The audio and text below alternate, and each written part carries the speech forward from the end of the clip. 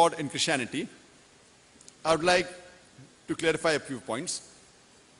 Islam is the only non-Christian faith which makes it an article of faith to believe in Jesus Christ, peace be upon him. No Muslim is a Muslim if he does not believe in Jesus Christ, peace be upon him. We believe that he was one of the mightiest messengers of Allah subhanahu wa ta'ala. We believe that he was the Messiah, translated Christ. We believe that he was born miraculously without any male intervention, which many modern day Christians today do not believe. We believe that he gave life to the dead with God's permission. We believe that he healed those born blind and lepers with God's permission. The Christians and the Muslims, we are going together. But one may ask, then where is the parting of ways?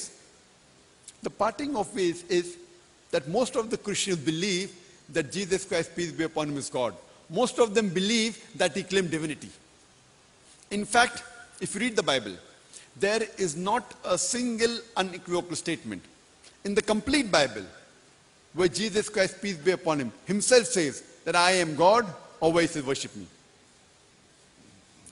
I would like to repeat that there is not a single unequivocal statement, not a single unambiguous statement in the complete Bible where Jesus Christ, peace be upon him, himself says that I am God, or where he says worship me. If any Christian can point out a single unequivocal statement, a single unambiguous statement from anywhere in the Bible where Jesus Christ, peace be upon him, himself says that I am God, or where he says worship me, I am ready to accept Christianity. I am not speaking on behalf of my other brothers. I am a student of comparative religion. I've read the Bible. In fact, if you read the Bible, it's clearly mentioned.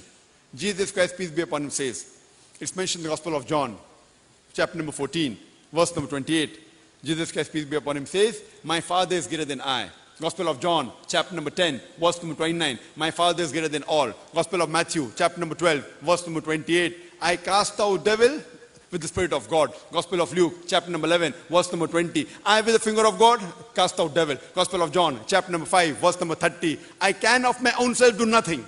As I hear, I judge, and my judgment is just. For I seek not my will, but the will of my Father.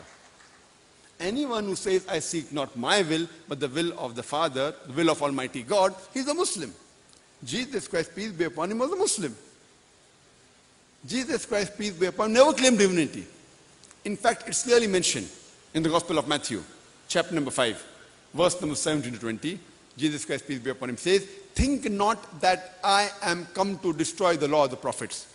I have come not to destroy, but to fulfill. And until the heaven and the earth pass away, not one jot or tittle shall pass away from the law, and shall pass away from the law until all be fulfilled. And whosoever shall break one of the least commandments and teach men to do so shall be called least in the kingdom of heaven. And whosoever shall keep the commandments and teach the same will be called great in the kingdom of heaven. Unless your righteousness exceeds the righteousness of the scribes and the Pharisees, in no way shall you enter the kingdom of heaven. So Jesus Christ, peace be upon him, said that if you want to enter Jannah, if you want to go to paradise, you have to be better than the scribes and the Pharisees. You have to be better than the Jews. You have to follow each and every commandment of the Old Testament. Whatever Moses, peace be upon him, said, that there's one God, he has got no images, you have to follow all of them. Jesus Christ, peace be upon him, he never claimed divinity. In fact, he said, it's mentioned in the Gospel of John, chapter number 14, verse number 24. Jesus Christ, peace be upon him, said, the words that you hear are not mine, but my Father's who has sent me. It's mentioned in the Gospel of John, chapter number 17, verse number 3. Jesus Christ, peace be upon him, said, this is life eternal, so that you may know there is one God, and Jesus Christ whom thou hast sent. Once, when a person approached Jesus Christ, peace be upon him, it's mentioned in the Gospel of Matthew, chapter number 19, verse number 16 and 17. A man approached Jesus Christ, peace be upon him, and asked him, good master, what good things should I do so that I shall enter eternal life? So Jesus Christ, peace be upon him, says, why thou callest me good? There is only one good, and that is the Father in heaven. And if you want to enter eternal life, if you want to go to Jannah, if you want to enter paradise, you keep the commandments.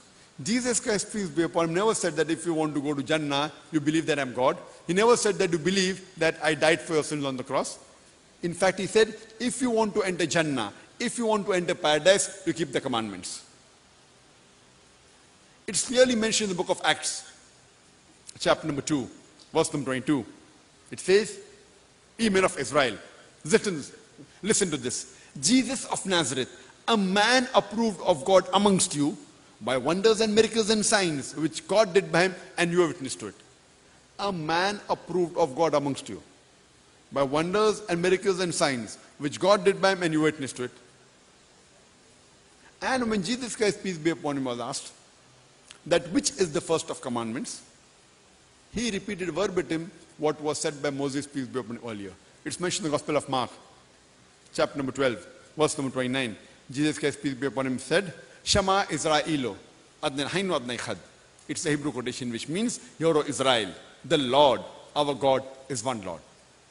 So if you read the Bible, if you read the Christian scriptures, you should understand the concept of God in Christianity and understand Christianity in the right perspective.